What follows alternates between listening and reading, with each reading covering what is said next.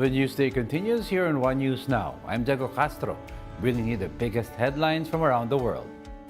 All 20,000 residents of Yellowknife in Canada have been evacuated due to wildfires.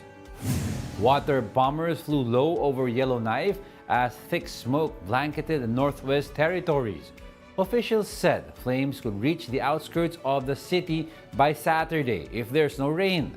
This is Canada's worst wildfire season, with more than 1,000 active fires burning across the country, including over 200 in the Northwest Territories. Experts said climate change has worsened the wildfire problem. Meanwhile, in Spain, firefighters struggled to contain a wildfire that erupted on the island of Tenerife. The fire was prompted by hot and dry weather and spanned some 41 kilometers, leading to the evacuation of 3,000 people. Local authorities expect the fire to spread westward by early Saturday morning. For now, firefighters will continue to try to extinguish the blaze. A 6.3 magnitude quake struck Colombian capital Bogotá on Thursday, leaving at least one woman dead. According to the mayor of Bogotá, the woman reportedly threw herself from the 10th floor of a residential building due to nerves. Aside from people fleeing into the streets, no other casualties as well as major damage were recorded. The initial quake was followed by several aftershocks, minutes later with jolts as strong as 5.6 magnitude. Over in Malaysia, at least 10 people died after a plane crashed onto an expressway. The small private plane was 2 minutes away from landing when it, quote, lost contact with the tower and crashed. The plane hit a motorcycle and car on the highway. Local authorities reported that there was no survivors in the crash.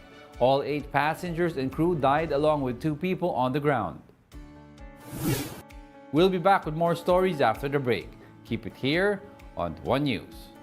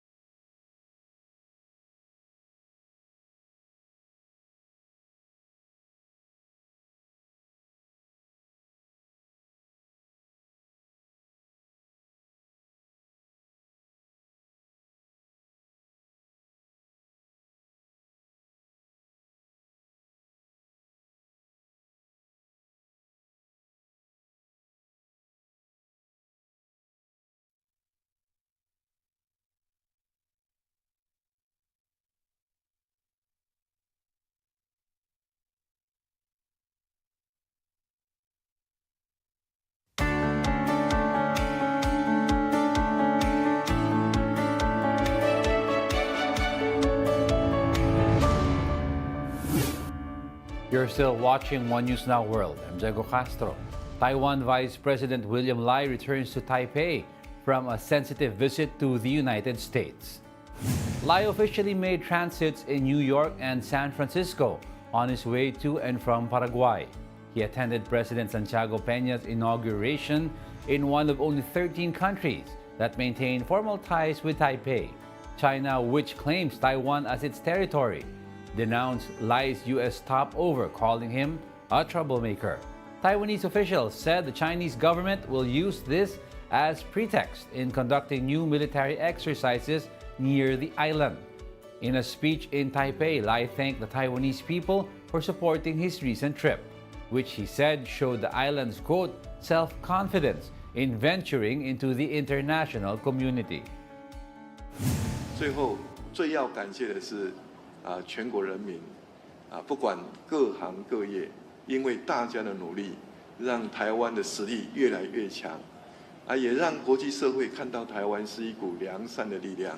国际社会非常重视台湾，感谢你们的辛苦，感谢你们的努力，感谢你们在不同的岗位上对国家、对社会的贡献，让台湾可以很进步的、很自信的、很有尊严的走进国际社会，也赢得国际社会的支持。The U.S. approves sending F-16 fighter jets to Ukraine from Denmark and the Netherlands. U.S. Secretary of State Antony Blinken sent letters to his Danish and Dutch counterparts. He gave them assurances that the U.S. will expedite the transfer of F-16s to Ukraine once pilots are trained. Washington earlier committed to train Ukrainian pilots in defense against Russian invaders. Ukrainian President Volodymyr Zelensky and European officials said the training is supposed to start this month. In entertainment, the husband of pop superstar Britney Spears is seeking to divorce 14 months after their wedding. 29-year-old Sam Ashgari cited irreconcilable differences with the 41-year-old singer in a filing. Ashgari sought spousal support and payment of legal fees by Spears. Representatives for Spears have yet to respond to requests for comments. The two were married last year in June, after Spears was released from a legal conservatorship. Prior to the marriage, the two dated for nearly 6 years. The marriage is the third for Spears and the first for Ashgari. And those are the top world headlines of the hour. Join us again at 9:45 a.m. as we continue to monitor the day's biggest stories. I'm Diego Castro. We are One News. The FIBA World Cup starts August 24. Support Gilas, support Team Pilipinas. Watch, buy tickets to the biggest sports event of the year.